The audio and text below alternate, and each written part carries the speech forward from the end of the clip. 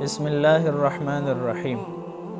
یو کس دا تپوس وکړو کو یو انسان د روجې په حالت کې د خپل لاس په ذریعې سره ځان نه منی خارجه کی نو آیا د باندې کفاره لازم ده او کنه صرف قضا ده پې؟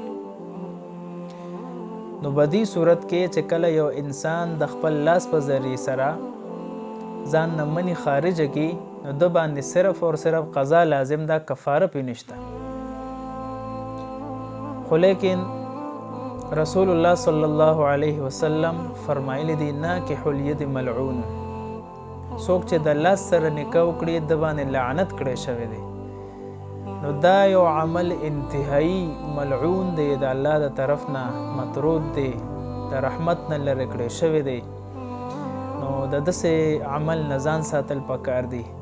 داسې قسم اعمال دا د ځوانۍ دپاره هم خطره ده، داسې انسان بیا د واده لایق هم پاتې نشي.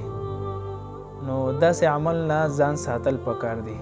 خو شرعي حکم یې دا دی چې دې سره صرف او صرف قضا لازمیږي، کفاره پې نشته.